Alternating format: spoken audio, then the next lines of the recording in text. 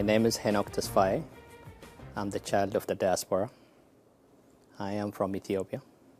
I was born in Ethiopia 1973 as a child. I came to this country early 90s. I've been here 25 years. I came around when I was 16. I've been here over 25 years now. I came here early 90s to attend school. I attended DC Public School as a child.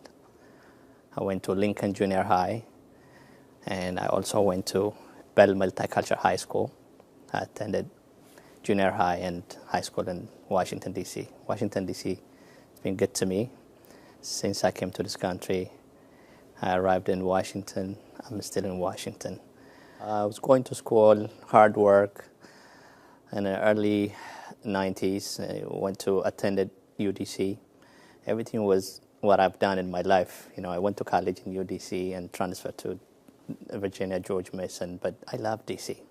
I attended college. While I was attending college, I was working as a parking attendant here in Washington to make a living because I need to work, pay some bills and college funds. I was working as a parking attendant. While I was working as a parking attendant, I figured out the business. I said, why don't I do this myself?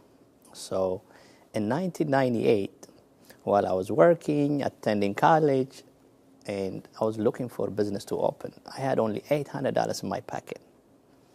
So I was driving around looking for places to rent. I found a place on U Street. It was 12 on U Street. If you see now, there's $1 million condominium on the property. Lincoln Theater wasn't even open. U Street is a famous street in the early 60s. You know, we learned in the U.S. history, American history, you learn a lot about, you know, the Martin Luther King, the rights and everything on U Street. I used to like U Street. You hear about it, I walk by, you know, from school. And I was passing by, there was a big sign called, it's for lease or rent, a place on U Street. And I looked at it. U Street at that time, it wasn't, you know how that, it wasn't this much clean. It was a rough area. But I said, you know what, I'm going to try something here. And I called the number, find out the owner, the landlord gave me a chance to rent the place. And it had only 22 parking spaces. That's where I started my business. U Street was born there. That means, I'm an immigrant who came from nowhere. I came to this country with $50 in my pocket. It was in early 90s. From the $50 in my pocket, now I'll tell you my success story. I opened that parking garage. It was a surface lot. It wasn't even a parking. I opened the door. I'm working at nighttime. Daytime, I don't have somebody to run it. I work daytime, go to school. It was nothing. I even put a parking sign. Lincoln Theater wasn't open. I put a parking sign, $1 parking on U Street. This is early 98, 99. Even 2000, no one wants to park on 12th Street. And I waited another year. I was paying, my savings from $800. It was just, I was frustrating. And 2 years later, I was going to close it. And I went to DCRA, figured it out in a way where I can get a dealer license, which is a used car dealer license. That's when I got a used car business. And I kind of survived for a few years because used car business, I used to buy cars, sell cars as a used car dealer. A few years later, U Street kind of changed. The Lincoln Theater opened up. That's when I got welcome. Everybody who comes to the Lincoln Theater, they start parking in my parking garage, and they start renting places and monthly parking. Then I kind of survived. That's where U Street was born. Since then, I kind of like the parking business. I started with 1 employee, early 1998. Now we have over 500 employees in our company. My success story in early 2005, I got awarded a contract with the convention center. That was my biggest contract. In 2005, when the convention center was demolished, the old convention center, and I was in the parking business, and they were demolishing it, I asked people, I said, what is this going to be? Is this going to be a building, or is this going to be a parking lot? I heard it's going to be a parking lot. I'm just telling you my success story, how success came. And I went to the convention center. I went to the pre-bid proposal meeting and the RFP process, and I didn't even know I was going to get the deal. And We went to the RFP process. We submitted the RFP, and we're going back and forth, short list and all that different stuff. And we got a call from the convention. You got the contract. It was awarded. It was a success. I was crying. I mean, first time, huge, 1,200, the biggest surface lot in Washington, D.C., downtown Washington. It was awarded to a minority company. And in order for me to get that, that's why the city has been good to me. I mean, I owe the city. I mean, I love the city. The city, I didn't even know anything about LDBE, LSDBE when I was bidding, CBE, and now we call it Certified Business Enterprise. Back in 2005, it used to be called LDBE, Local Disadvantaged Business Enterprise. And in order to bid this contract, you have to be certified to a certain process, which is small businesses, which is the city was encouraging to have 35% participation, or the minority company, it can be a full 100% bid on the contract. So that's why I was going to joint venture with a bigger firm, but no one trusted me to joint venture. They all went different ways. They joint venture was the person that they had a relationship with in the past. So I was the first one on the block, and I did it by myself, and it was awarded. And the CBE, the small business certification, has been good to me. That's why I always tell people, listen, you need to be certified. There is a lot of huge opportunity until now. Now it's called CBE, Certified Business Enterprise. There's a lot of business in the city. Since then, it was awarded.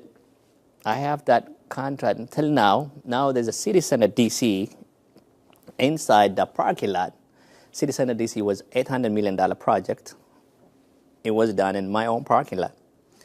Now I can tell you the story. We're still managing the city center parking garage as their, we were selected as their parking management company to the Hines. So the city has been good to me.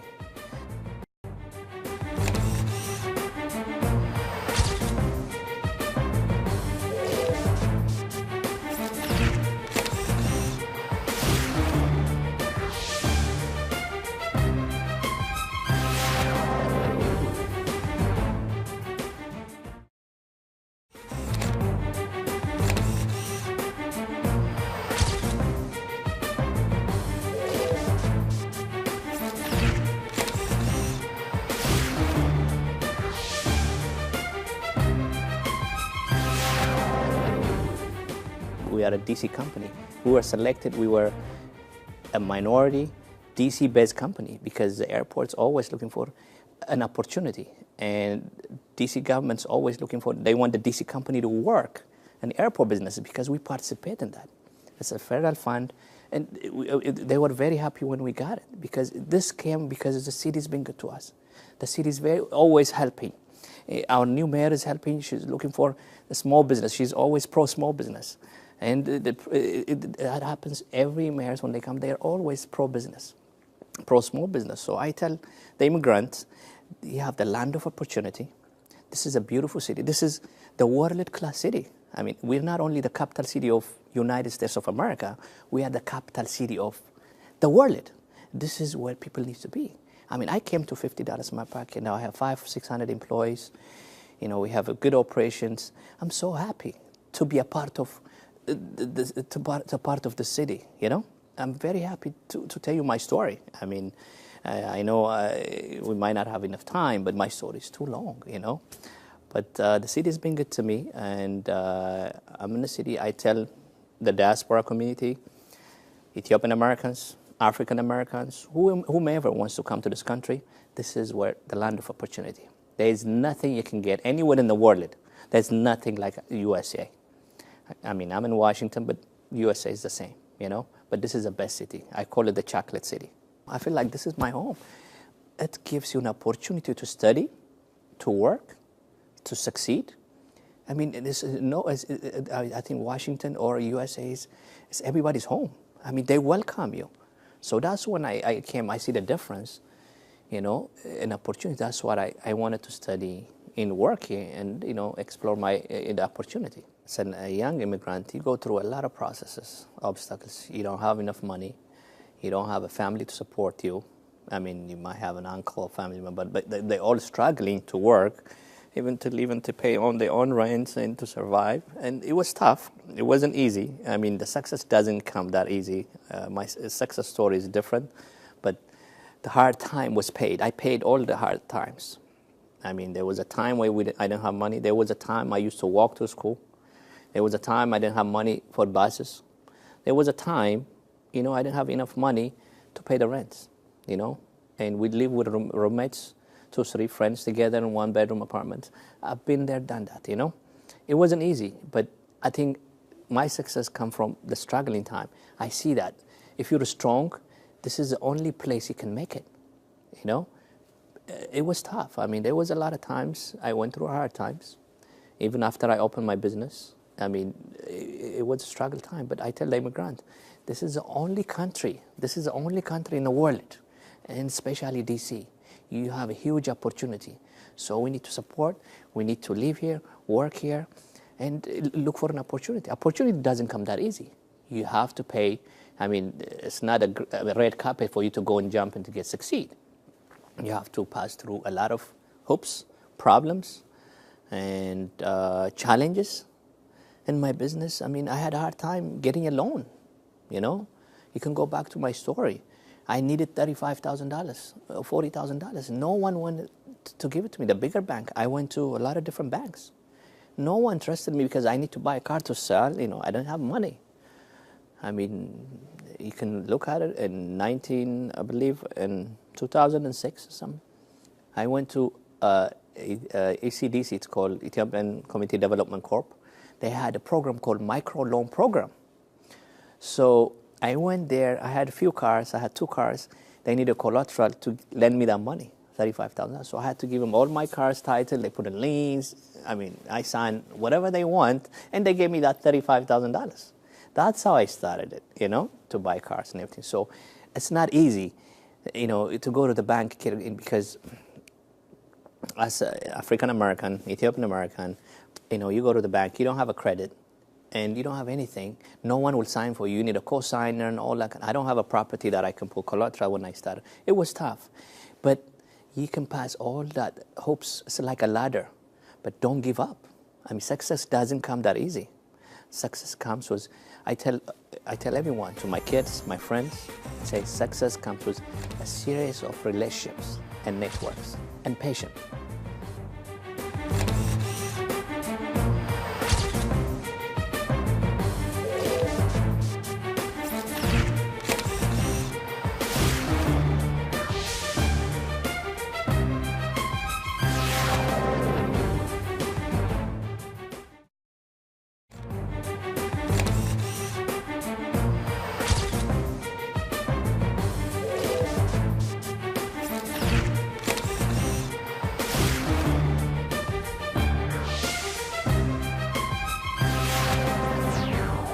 My goal is to support immigrants, African Americans. I want to give back to the community. I want to tell them the truth, so the success, the keys, what I went through. I want to teach them. As we speak, we have a few interns in our office, which is the new mayor's program from 20 to 24. The young youth program the mayor just announced. We have maybe 5, 6 of them in my office. I feel proud when I see the DC resident. Young kids, 2022, they come into my office. The DC is paying for it, but they coming to work to learn.